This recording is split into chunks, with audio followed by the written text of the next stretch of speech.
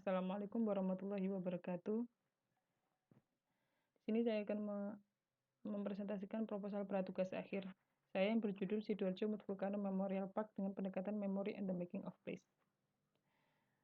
Peristiwa semburan lumpur panas Sidoarjo memiliki dampak yang luar biasa, terutama pada masyarakat sekitar lokasi semburan. Peristiwa ini merupakan salah satu kejadian besar yang pernah terjadi di Kabupaten Sidoarjo.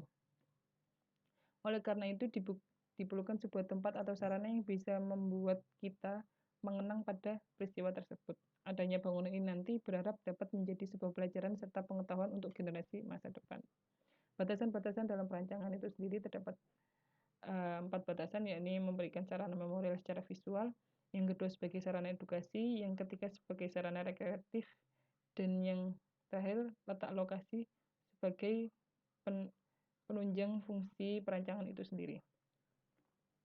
Memorial Park. Memorial Park adalah suatu taman yang dibangun untuk mengenang suatu kejadian atau peristiwa besar. Sidoarjo Mut Vulcano Memorial Park dibuat untuk sebagai bentuk ruang memorial secara visual yang dibuat untuk mengenang peristiwa semburan lumpur panas di Sidoarjo. Memory and the Making of Place adalah sebuah teori memori. Untuk menggabungkan antara perancangan dan pendekatan ini diperlukan spesifikasi-spesifikasi untuk menghadirkan ingatan atau kejadian peristiwa-peristiwa di masa lalu ke dalam perancangan. Oleh karena itu diperlukan 6 poin penting, yakni 1. Specific place, 2. Specific event, ketiga place type, keempat script behavior, kelima konsep, dan keempat essential construction. Yang selanjutnya yakni studi presiden. Studi presidennya kita ambil dari 2 tempat, yakni Rumah HCS Cape Hill dan Jewish Museum in Berlin. Yang selanjutnya metode perancangan, kita menggunakan metode linear. Yang pertama kita lakukan programming, yang setelah itu kita lakukan pencarian data, lalu dianalisis, lalu keluar konsep, dan yang terakhir mengeluarkan hasil desain.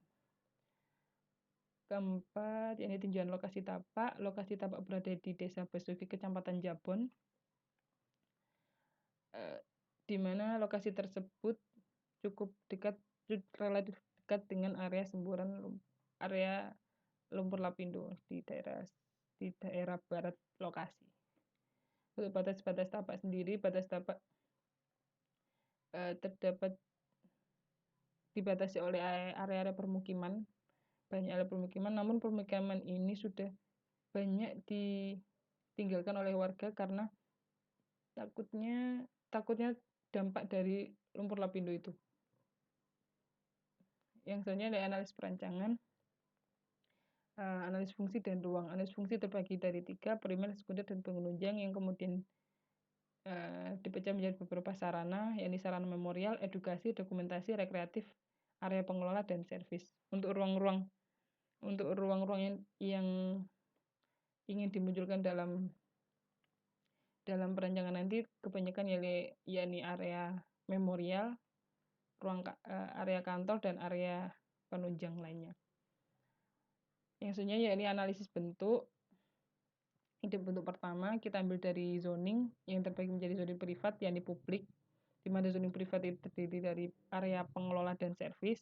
Untuk area publik terdiri dari area museum dan area edukasi dan fasilitas umum, di mana dapat diakses oleh semua pengguna.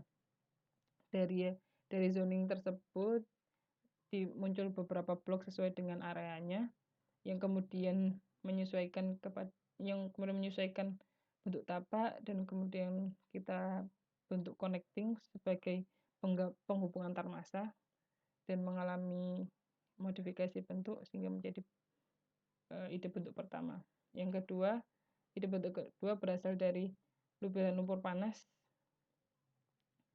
yang kemudian kita ambil bentuk lingkaran, terus kita jadikan 2 lingkaran seperti ini dan mengalami modifikasi dengan bentuk abstrak retakan, di mana retakan itu kita ambil dari area tanah, area semburan lumpur panas yang sudah mengering, kita jadikan alternatif bentuk juga, kita gabungkan dari kedua bentuk itu dan selanjutnya mengalami modifikasi bentuk sehingga menjadi bentuk analisis bentuk kedua. Yang selanjutnya bentuk ketiga kita ambil dari bentuk tapak. Bentuk tapak kita ambil yakni bentuk trapesium, lalu di cut and fill. Setelah itu dibagi sesuai dengan zona museum, edukasi, dan privat, lalu mengalami modifikasi bentuk sehingga menjadi bentuk ketiga. Untuk analisis accept. Nah, dari ketiga bentuk kita pilih kedua karena dari ketiga bentuk yang cukup menarik yakni bentuk kedua, dan untuk penjelasan selanjutnya terlampir dalam laporan. Yang selanjutnya adalah analisis aksesibilitas. Untuk akses menuju tapak sendiri kita gunakan satu pintu masuk dengan adanya taman di tengah sebagai pemisah antara akses keluar dan akses masuk. Selanjutnya sirkulasi. Untuk sirkulasinya sendiri kita banyak memberikan pedestrian karena tidak adanya street furniture dalam tapak, karena dulunya area tapak itu permukiman warga biasa, sehingga kita banyak membangun street furniture untuk membantu pejalan kaki untuk sirkulasi dalam tapak. Selanjutnya sirkulasi kendaraan. Untuk sirkulasi kendaraannya, untuk sirkulasi kendaraan itu hanya masuk dari satu arah, yang kemudian arah itu di entrance atau tidak, menuju entrance atau langsung menuju parkir. Untuk parkiran sendiri kita pisah antara kendaraan motor, bis, dan mobil. Untuk mobilnya kita buat tingkat karena memudahkan akses bis untuk keluar dan masuk. Selanjutnya view. Untuk view sendiri, pandangan utama pada tapak berasal dari timur, karena timur ini termasuk area entrance sehingga cukup menarik dalam tapak. Nah, untuk area-area sekitar tapak, karena tapak dibatasi oleh permukiman sehingga view itu kurang menarik, dan juga lebih banyak area-area landscape, sehingga untuk pandangan ke area selatan, barat, utara lebih banyak tertutup oleh dinding masif untuk menghalangi view area permukiman itu. Dan untuk area timur kita banyak memberikan hiasan, yaitu ada main entrance, ada sculpture, dan ada street furniture lainnya. Untuk analisis view selanjutnya, yaitu analisis view keluar, yang dengan solusi desain membatasi area tapak dengan dinding masif, yaitu membatasi area tapak untuk view yang kurang menarik. Yang kedua, maksimalkan potensi pandangan yang dapat menambah nilai fungsi bangunan, yakni ada pada area barat, di mana dari ketinggian kita dapat melihat kawasan semburan lumpur lapindo, seperti itu. Terus mempertimbangkan arah bukaan, dan bukaan itu untuk membantu kita untuk melihat view yang berpotensi tinggi. Analisis kebisingan. Selain pada dibatasi oleh permukiman warga, tapak juga dibatasi oleh jalan raya, sehingga ketika jalan ini dipadati oleh kendaraan maka akan sangat bising pada area tapak. Oleh karena itu, di solusi desain yang diberikan yakni memberikan jarak antar bangunan dengan pusat kebisingan, memberikan vegetasi pada area sumber kebisingan, menggunakan dinding pagar masif sebagai peredam kebisingan. Analisis matahari.